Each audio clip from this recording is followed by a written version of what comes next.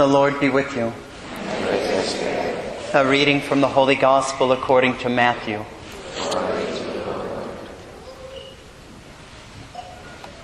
Jesus said to the crowds, "To what shall I compare this generation? It is like children who sit in marketplaces and call to one another. We played the flute for you, but you did not dance. We sang a dirge, but you did not mourn.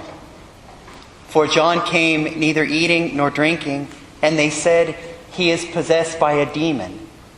The Son of Man came eating and drinking, and they said, 'Look, he is a glutton and a drunkard, a friend of tax collectors and sinners.' But wisdom is vindicated by her works."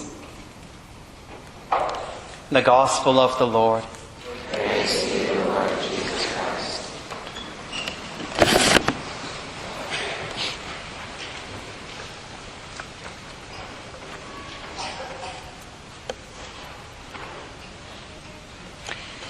Students, a teacher from a local public school, so not one of our Catholic schools, thankfully, but a teacher from a local public school, he teaches children in some of the younger grades, and he calls me because he's a faithful Catholic man, and he says, "Father, do you have any advice for me?" He said, "It's been discovered that a number of children at our school have been playing the game Charlie Charlie."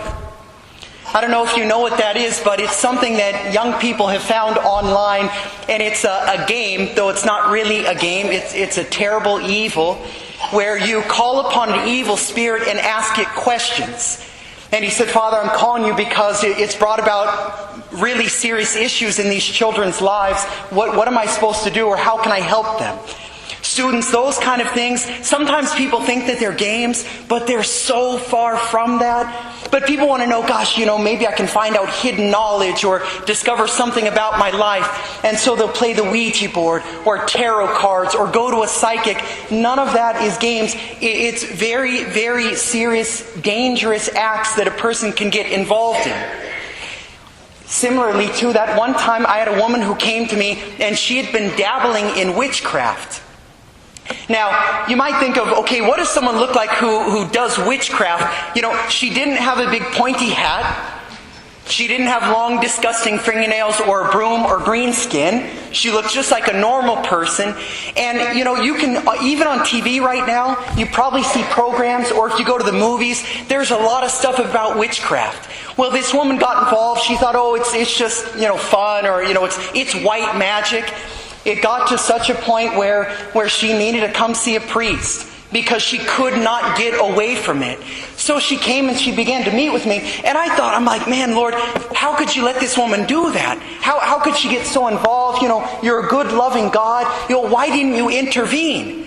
And I say to this woman, I said, did you have any sense that it was wrong? That it wasn't the right thing to get involved in?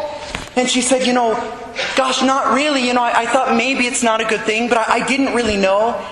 And I was thinking to myself, man, you think God would have done something more than that? And I said, really, nothing? Nothing in your heart, like I should avoid this? Well, Father, maybe in my heart I thought, it's probably something I shouldn't do. Guess what she ended up telling me? That not only did she have a sense in her heart, but that she heard the voice of God. And not one time, but many, many times, God said to her, "My daughter, do not do this." And in great tears she said, "Father, he said it over and over, and I didn't listen to him."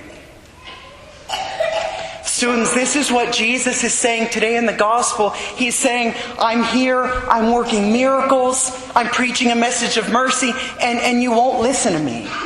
And it's interesting, we can hear them and say, gosh, what were they thinking? How could they not if they saw miracles? But students, the reality is, so often we hear God, and maybe we don't actually hear His voice, but deep in our hearts, we know what He's saying to us. And it might be, we're going to tell a lie, and we know without a doubt that it's not what we should do. Or we're going to cheat on a test.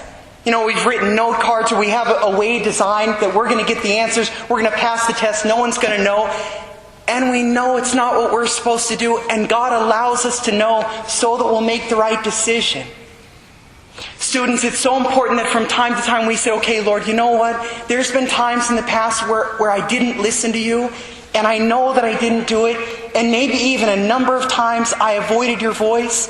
But from this moment forward, I want to follow whatever you ask of me with all my heart.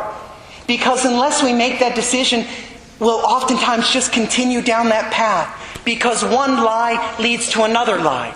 Or cheating on one test, then